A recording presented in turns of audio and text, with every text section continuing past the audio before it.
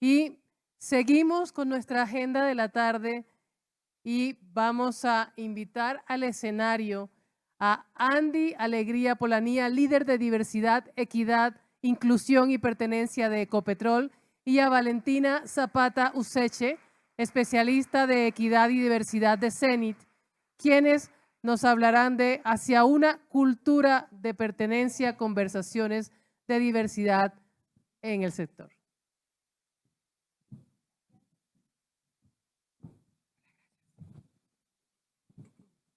Bueno, buenas tardes. Buenas tardes a todos, todas, todes. Bueno, en esta lluviosa tarde queríamos contarles un poquito sobre lo que hemos hecho en el Grupo Ecopetrol, pero a través también de la historia y de nuestras experiencias personales, especialmente Andy. Entonces vamos a empezar. Andy, cuéntanos un poquito sobre ti, quién es Andy Alegría, y cuéntanos un poquito cómo llegaste al Grupo Ecopetrol. Gracias, Vale, y bueno, gracias a todas las personas que nos acompañan hoy. Gracias, como siempre, a la Cámara, Felipe, por seguir impulsando estos espacios en los cuales todos, todas, todos podamos remar hacia un mundo mucho más equitativo, más diverso, más incluyente, que valore la pertenencia. Yo me presento, muchas gracias por también permitirme estar en este espacio a sembrar la palabra hoy acá. Gracias a Indira por acompañarnos en este espacio, una de mis amigas más queridas del mundo. Qué rico tenerla acá y gracias a Vale también por ser mi coequipera. Yo soy Andy Alegría, soy una persona no binaria. Quienes me conocen, he hecho una carrera como activista de hace un poco más de 20 años. Tengo 42, entonces ahí podrán calcular, pero hice parte de esa ola y ese grupo de personas que un poco partiendo por esa semilla que planteó Colombia Diversa, el GAT en su momento, empezaron a sumar voces y a sumar experiencias. Empecé mi carrera como activista en Radio Diversia. De pronto alguien acá recuerda Radio Diversia. Radio Diversia, levanten la mano. Bueno, por ahí, chévere. Yo estaba ahí en ese grupo en 2008. Fue la primera emisora LGBT, de la cual salieron un semillero muy importante de voces que hoy estamos acá y que hemos estado en esta lucha. Y de ahí empecé a pensarme en este mundo de la diversidad, la equidad y la inclusión, que no se llamaba así. En esa época era como problemáticas LGBT, tenía otro nombre, o estaba muy metido dentro del discurso de talento humano, de recursos humanos. Y desde ahí empecé a pensarme desde mi lugar de enunciación hacia dónde podíamos empezar a problematizar más esto. Empecé a trabajar en medios de comunicación, sector público y los últimos 10 años con la cooperación de los Estados Unidos con USAID en los diferentes programas. Llego a Ecopetrol gracias a un proceso justamente de talento diverso que seguramente tiene que ver con el trabajo que el Grupo Ecopetrol ha realizado de la mano de la Cámara y de la mano de otros aliados para reclutar y para tener talento diverso que permita que la organización sea coherente a sus principios culturales. Aquí está Claudia Santos, que es parte del equipo y quien quizás en los últimos 5 o 6 años ha estado impulsando esta tarea, y me encuentran a través de este proceso y así llego al Grupo Ecopetrol. Andy, tú has estado en unos espacios muy interesantes, colectivos, has estado como en la radio, en los medios de comunicación y en el sector público, y ahora, ¿qué se siente entrar a Ecopetrol y qué has visto de diferencia en esta industria de lo que has estado acostumbrada? Pues la primera sensación que se me viene a la mente al llegar a Ecopetrol es más que una sensación, una emoción, es un poquito de susto, es un reto. Ecopetrol es la empresa más grande del país. Entonces, cuando estaba yo del otro lado, yo decía, caramba, Ecopetrol. Yo en mi tesis doctoral me acerqué a Ecopetrol, a mirar un poco cómo en Ecopetrol se trabajaba en estos temas, y ya estar acá me hace sentir retada, realmente, porque Ecopetrol ya ha venido trabajando justamente de la mano de Claudia y de otras compañeras que han estado en esta tarea, en torno a la diversidad, la equidad, la inclusión y la pertenencia. Pero me hace sentir también tranquila y hablaba justamente con Indira hace 2 noches, porque somos vecinas además y amigas. Le decía a Indira, y somos amigas hace muchos años, creo que muchos años, le decía a Indy siempre habla del merecimiento, de dónde debes estar, y a veces yo siempre decía como, caramba, ¿qué está pasando? Yo también merezco estar en estos lugares, también he luchado, he trabajado por ello honestamente desde el corazón, entonces también me hace sentir un poco merecida, agradecida. Y la otra pregunta que me hacías era No, esa. esa. Era y bueno, no sé si hay algo además como de la industria particular. Obviamente yo pues, también he estado en esta industria los últimos 6 años y la verdad nunca me imaginé trabajar estos temas que también me apasionan en un sector como el oil and gas y energía y pues eso trae sus retos y sus oportunidades. Entonces en estos primeros meses, como qué sensación te ha dado de trabajar esto y traer todo esto a este sector. Yo creo que esa es una pregunta muy, muy importante, Vale, y me hace pensar que esto no tiene un fin. Y quienes me conocen saben que yo siempre doy esta reflexión y sé que Felipe seguramente lo ha abordado en varios espacios no es porque yo haga un taller de diversidad ya soy la persona más experta. Se los puedo decir desde mi experiencia y lo he caminado, lo he vivido, pues he tenido situaciones de seguridad que quienes más me conocen saben hacia dónde voy. Hice una maestría, hice un doctorado y nunca acaba la necesidad de seguir aprendiendo, de actualizando este enfoque, esta necesidad. Y algo muy importante y siempre lo abordo nunca se nos puede olvidar que la diversidad, la equidad, la inclusión y la pertenencia nacen también porque hay unos derechos que se han excluido a ciertas poblaciones, hay unas violencias estructurales en las cuales la empresa tiene que empezar a poner foco, más allá de lo bonito, a veces yo digo como de lo de moda que está esto, toca superarlo y de lo cool, porque puede sonar muy cool y lo cool es chévere, no estoy diciendo que no, chévere, pero también nunca se nos puede olvidar la mirada crítica que tenemos que tener frente a esto. Entonces, eso me hace sentir también que en Ecopetrol hay un camino andado que ha estado muy en la cabeza de mi compañera Claudia, que está acá muy sentada tranquilamente, pero que se pare y le damos un aplauso porque realmente ella es quien ha estado muy al frente de esta tarea en este tiempo, y que debemos seguir trabajando. Es decir, y trabajar en equipo es dialogar, conversar con quien tenemos al lado, conversar con otras personas que no conozcamos, entonces quien está en esta mesa que tenga la posibilidad de hablar con las personas que están en la mesa de atrás, porque también es necesario compartirnos esas lecciones, cuando nos ha ido bien, cuando nos ha ido mal, cuando queramos llorar. En el Grupo Ecopetrol ahorita tenemos una iniciativa con Zenit, pues Vale es mi compañera que hace parte de Zenit, y es una comunidad de prácticas donde sí, llevamos lecciones aprendidas, sí, nos presentamos hacia dónde vamos a cumplir las metas, pero también podemos llorar y también podemos decir esto es duro, porque es que cuando trabajamos en DEI, además nos toca atender, más allá del indicador, que otras cosas, el caso de violencia sexual, el caso de violencia basada en género, los casos de discriminación, y eso nos llega a nosotras, y pues somos seres humanos, entonces también nos toca hacer contención entre nosotras, entre nosotros y entre nosotras. Así es, sí. Esta semana, de hecho, yo estaba en un taller y con unos operadores de Zenit y decían, ay, es que todo un mes de la diversidad y por qué tanto. Y luego tener esa conversación de por qué sigue siendo necesario con la gente y también decirles como, miren, yo con mucho cariño escribo cada pieza para ustedes porque todavía lo necesitamos. Pero como, ah, bueno, está bien, lo recibimos. Entonces, pero a veces también, obviamente, es una tarea que requiere de esfuerzo y también desgaste, así es algo que nos apasiona. Ahora, tú mencionabas la palabra pertenencia. Entonces, pues en inglés sabemos que es belonging, hace parte como de eso, pero digamos que en el grupo Ecopetrol hasta el momento hablábamos solo de diversidad e inclusión. Para ti, ¿qué significa la pertenencia y por qué es tan importante también hablar de este tema? Yo creo que la pertenencia, o yo no creo, yo estoy convencida que la pertenencia es necesaria porque necesitamos abrazar esto. Más allá de que es la norma, de que hay que cumplirlo, sí, hay que cumplirlo, sí, la política hay que implementarla, pasarla del papel a la realidad, pero hay que abrazar esto y hay que abrazar todo lo que llamamos aristas o las perspectivas. Nuestro modelo en el Grupo Ecopetrol es que yo primero identifico y yo conozco. Yo creo que ustedes pueden hacer los ejercicios con algunos de sus compañeros y compañeras, porque con Claudia lo hemos hecho, con Vale lo hemos hecho, y le hemos preguntado a la gente, ¿para usted qué es diversidad? Y la gente, pues hay silencio. Entonces, primero tenemos que conocer, y creo que Felipe lo decía en una charla en Microsoft hace un par de semanas, hay que informarnos, e informarnos ampliamente, hay que leer. A veces la gente dice, ay, ¿yo para qué leo sobre género? No, es que tenemos que leer, estamos trabajando de diversidad, tenemos que leer. No solo los informes de la OIM, no solo los informes de la ONU, no, estos son muy valiosos, pero leamos también un poquito de epistemología, hagámonos la tarea, hay epistemologías chéveres que les puedo recomendar para que la leamos. Eso es lo primero.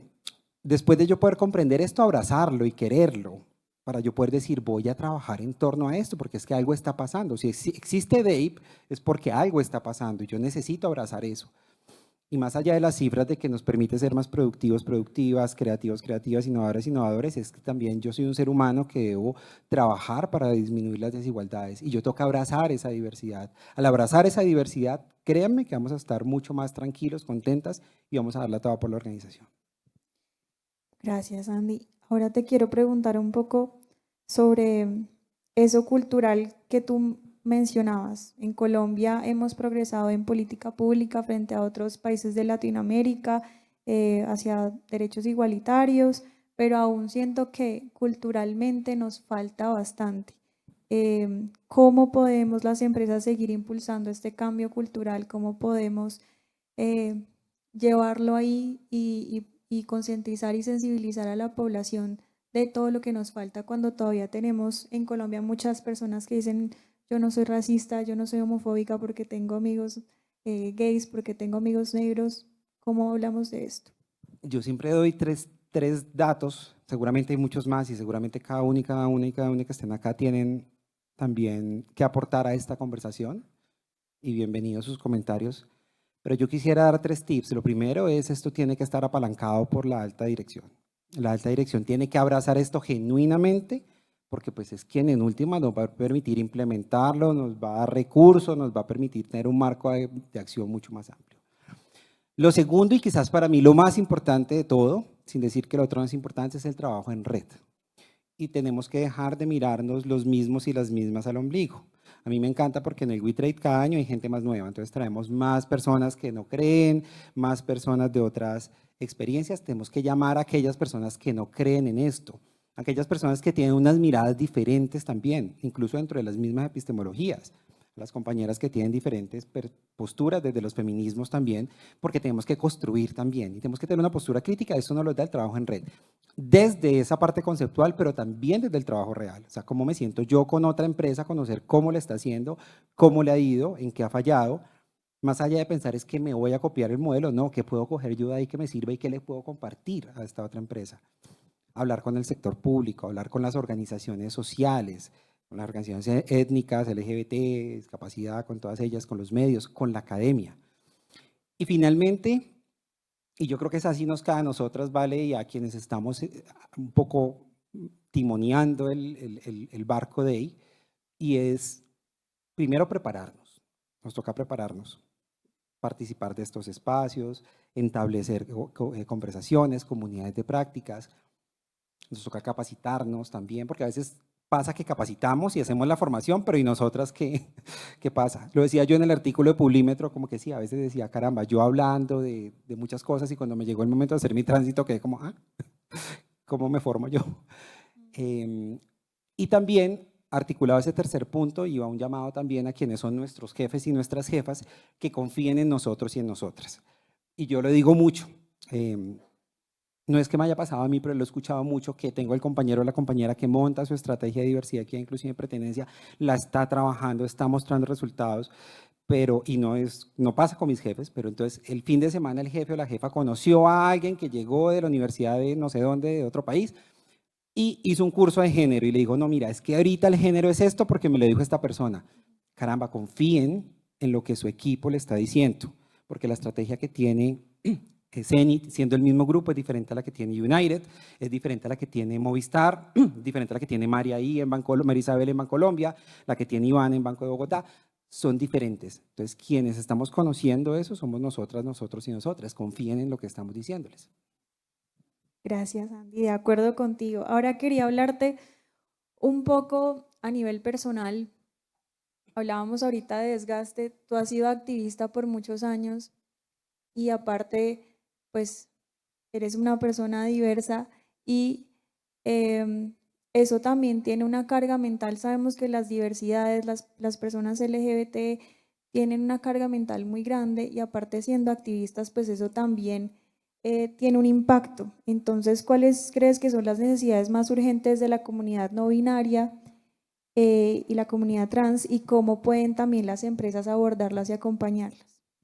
Gracias, Vale. Yo creo que hay varias respuestas, un poco la realidad de las compañeras y los compañeros trans pues creo que se ha hablado mucho también, es cómo lograr un acceso a la salud también de una manera mucho más justo, que un trámite, por ejemplo, de un tránsito, una reasignación al interior de la empresa no sea algo doloroso, eterno, donde toca dar 10.000 explicaciones, sino que sea algo de verdad práctico, honesto y real. Cómo lograr el acceso también al trabajo equitativo y justo para las personas trans. Yo quisiera mencionar las cifras que todos y que ustedes sacaron junto con el centro, solo una de cada 4 personas trans han logrado firmar un contrato laboral y no sabemos subregistros o ese contrato hacia qué cantidad va llegando. Yo creo que son muchos los retos. Quisiera enfocarme un poco en personas no binarias, que es donde yo estoy, y yo siento que los retos son gigantescos. El sistema pensional todavía no tiene claridades frente a qué edad las personas no binarias vamos a estar siendo partícipes del régimen pensional, el acceso a la salud, el acceso a los nombres identitarios también. Yo soy afortunada de que en Ecopetrol, así como antes en la empresa donde estuve antes, en USAID de Acdivoca, las políticas eran claras para poder entrar desde tu proceso de reclutamiento, selección, onboarding, tener tu nombre identitario, pero sí hay unos retos gigantescos relacionados con la tranquilidad emocional que tenemos las personas al entrar en una empresa. Ni hablar de salud también. A veces cuando vamos a los exámenes médicos te suelen tratar de una manera como no deberían de hacerlo, y creo que ahí hay un reto final de capacitación. Y algo importante también frente a las personas no binarias es existe un alto índice de precarización. A veces pensamos que ser una persona no binaria representa algo y no lo es así. Si vamos a mirar, no hay datos sobre todo de las personas no binarias, pero yo que hago partícipe de los grupos, ¿alguien más está aquí en el grupo de personas no binarias de pronto para que me acompañe? ¿No? Quienes estamos en los grupos de personas no binarias, Colombia realmente, ¿cómo? Realmente las realidades de los compañeros son bastante difíciles porque muchas de estas personas han empezado su proceso de construcción actualmente con las herramientas que hay a muy corta edad, y eso que representa que las expulsen de sus hogares, que el papá, la mamá diga ¿qué es eso de una persona no binaria? Antes era gay, trans, antes era gay, bi, les, luego que las personas trans no binarias, ¿qué es? Eso no es una moda, eso es una realidad. A mí me cogió a los 40 años, antesito de los 40 años, Ali Cuellar de Sentido, conocen Sentido acá, ¿cierto?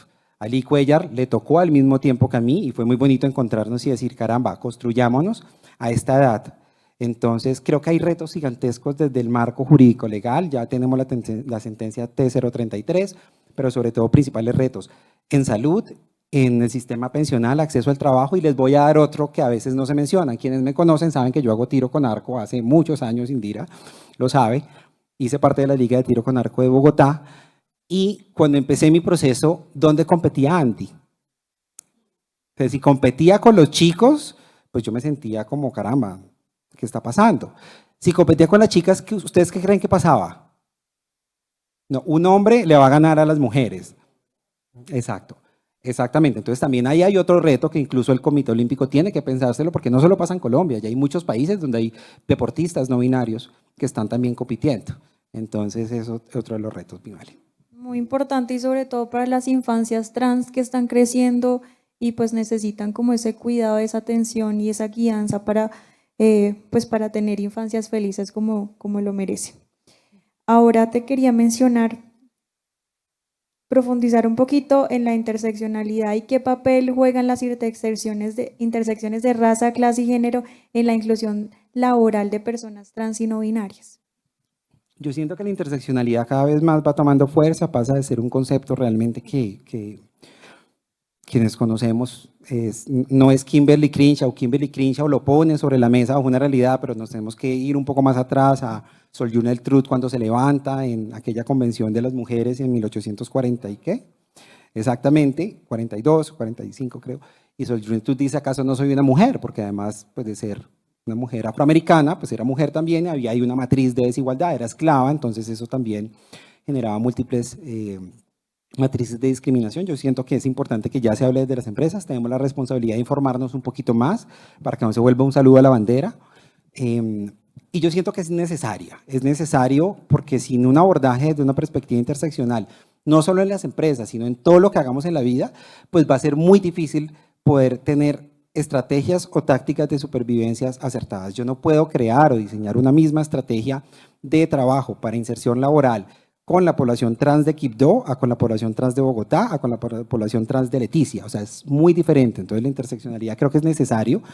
El reto es cómo, y ahí sí invito siempre yo, entre todos y todas, nos compartimos esos conocimientos. De pronto lo que la interseccionalidad, yo he logrado apropiarme, diferente a lo de Vale, a lo de Felipe, a lo de Eduardo, a lo de India, a lo de Claudia, y es cómo entre todos y todas podemos dialogar desde el respeto, desde una pedagogía del amor, para poder también nivelar los niveles de conocimiento de quienes estamos acá. Porque a veces yo me encuentro en conversaciones de alguien que no conoce mucho, alguien que tiene un conocimiento un poco mayor, alguien que quiere aprender y alguien que le han dado la información que no es. Entonces, eso hace parte de ese trabajo en red también. Listo. Y hablando de educación un poco, algo que a mí me parece súper interesante que hemos trabajado en CENIT es trabajar con los colaboradores y colaboradores de cómo abordar estos temas con sus hijos e hijas, porque ya vemos que pues ellos se enfrentan a un mundo nuevo y no saben cómo abordar estos temas. Entonces poder brindarles herramientas y poder hablar de esto y poder como quitarle un poco de tabú, pero vemos que igual el tema de la educación y de las infancias en estos temas de diversidad todavía sigue siendo un poco controversial en Colombia. Hay muchas personas que creen que esto es una amenaza a valores tradicionales. Entonces, ¿cómo podemos abordar esto? E incluso creo que como empresa tenemos una responsabilidad con nuestros colaboradores de también tener un impacto en ellos y en sus familias. ¿Cómo lo abordamos y qué podemos decirle a ellos que piensan que esto es una amenaza? Esa es la pregunta difícil y voy a responderla en dos vías. Una de ellas, pues mi Vale, esa es una realidad que no va a cambiar a corto plazo, que seguramente vamos a lograr un cambio cultural con espacios como estos, como espacios como los que hay. Vamos a seguir dando la lucha, pero pues lamentablemente no es algo que vayamos a cambiar a corto plazo y me entristece decirlo, pero que sí podemos hacer es brindar herramientas. Es brindar herramientas para que las personas puedan conocer. A veces también el temor está en el desconocimiento. Entonces, brindarle esas herramientas a las personas. Y algo que yo aplico mucho es encontrar referentes con quienes puedan interlocutar. No es lo mismo Andy metiéndose a trabajar con todos los compañeros hombres que tienen un montón de imaginarios en ciertos contextos, a yo mandar, por ejemplo, Claudia lo sabe, a Carlos, que es un compañero hombre, cisgénero, heterosexual, que habla desde las masculinidades, que es sensible a estos temas, que les puede interlocutar a ellos de una manera de pronto que a mí no me van a copiar. Entonces también nos toca ser estrategas en eso. Con Indy lo hemos hablado, lo trabajado mucho en lo étnico, ¿cierto? O sea, yo no voy a ir a hablar con las compañeras palenqueras, una persona blanca mestiza que quizás de pronto ni siquiera conoce esa realidad, a yo enviarles un compañero o una compañera que les puede hablar de esta manera y que puede entender ese lenguaje. Lo mismo con compañeros indígenas, entre otros. Entonces yo siento que también nos toca ser estrategas también, quitarnos un poco también la idea, mi Vale, de que vamos a enseñarles, sino también escuchar a la gente. A veces es simplemente cuéntenos a usted qué es lo que le está doliendo, usted por qué no cree que esto funcione, en espacios muy tranquilos. Algo también importante es cuando tengamos personas de pronto que son difíciles de acercarse a esos temas, tener unos espacios de pronto de one on one o de uno a uno con esta persona y decirle desde todos los marcos éticos, cuéntanos qué es lo que tú quisieras expresarnos, porque a veces la persona también tiene el temor de ser juzgada porque hay muchas personas. Entonces yo siento que esas son tácticas, es una tarea difícil, nos toca seguir luchando y remando a todos, a todas, a todos, pero estas son algunas de esas herramientas que pueden funcionar. Súper. Muchas gracias. Y ya para cerrar, quisiera preguntarte un poco, sabemos que no tenemos personas no binarias acá porque ya hiciste la encuesta, pero sí me gustaría que nos contaras qué le dirías como tal vez a una Andy más joven, a una persona no binaria que está comenzando a explorar, tal vez a hacer su tránsito y a comprender su identidad en una sociedad que aún tiene bastantes prejuicios. Es una responsabilidad lo que me preguntas, porque, sí, porque ¿qué le podría decir? Le podría decir que, primero que encuentre herramientas que se informen. A mí me ha funcionado y puede que a otras personas les haya funcionado de otra forma, pero me ha brindado a mí tener herramientas conceptuales, poder tener también yo una claridad, leer, informarme, tener herramientas para defenderme desde lo epistemológico, desde lo conceptual. Eso a mí me ha permitido también defenderme. Eso ha sido algo que ha sido fundamental. Y algo que le diría también es que pues trate de crear red. Yo creo que en última lo que nos salvan son esas redes de afectos, de amigos, de amigas, de amigues, ese familiar estratégico que está apoyándonos, que busquen a las organizaciones, está el GAT, está la Cámara, está Colombia Diversa, está la Red, ahorita hay muchas organizaciones también de personas no binarias y de personas trans o con experiencia de vida trans o pues diversas o genderqueer, como nos queramos llamar, que pueden brindar apoyo. Eso es lo que yo les podría decir y pues que acá vemos personas para escucharles, para apoyarles también.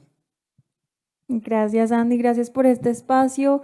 Estamos muy contentas de tenerte en el grupo y de poder caminar este camino contigo. Nos llena de orgullo y nos honra poder contar contigo y con tu liderazgo para este reto que tenemos, pero también esta oportunidad tan grande que nos brinda la vida de promover estos temas a tantas personas y a todo Colombia, porque cuando trabajamos con el grupo trabajamos con Colombia. Entonces, a ti muchas gracias por responder mis preguntas si fueran duras y gracias a la Cámara por este espacio de poder compartir un poco de tu historia y lo que hacemos en el grupo.